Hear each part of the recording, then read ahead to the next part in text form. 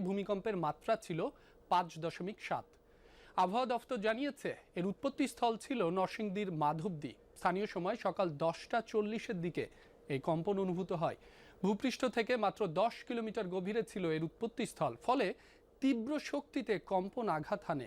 ভূমিকম্পের আঘাতে এখন পর্যন্ত ঢাকায় 3 জনের মৃত্যুর খবর পাওয়া গেছে। রাজধানী থেকে উৎপত্তিস্থল খুব কাছে হওয়ায় ঢাকাতে তীব্র কম্পন অনুভূত হয়। বিভিন্ন স্থানে বেশ কিছু ভবন হেলে পড়ার খবর পাওয়া গেছে। আতঙ্ক ছড়ায় সাধারণ মানুষের মাঝে।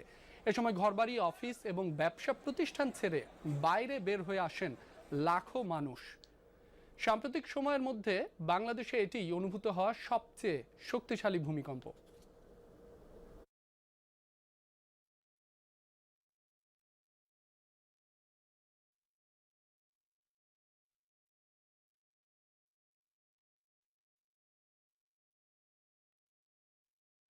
ডেস্কে ছিলাম, হালকা মৃদু ঝাঁকুনি, তো আমার এক সহকর্মী বলতেছিল যে ভূমিকম্প হচ্ছে। ঝাঁকি এরকম করে মারতেছে, মনে হয় যে কেউ নাড়াচ্ছে, এরকম একটা বিষয়।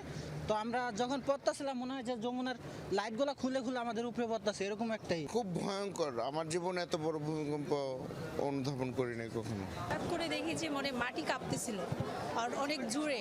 তখন আমরা সবাই এলোমেলো, যে যার মতো চলে গেছে। যে যেদিক দিয়ে পারছে বের হয়ে চলে আসছে। আমরা ওইখান থেকে যে একজনের গ্লাসটা ভেঙে দিয়েছিল, ওখান থেকে তাড়াতাড়ি যতটুকু সম্ভব হয়েছে আমরা নেমে নিচে আসছি আর কি। ভয় পেয়েছি, আল্লাহ আমাদের ভাগ্য ভালো রাখছে, আমরা বেঁচে গেছি।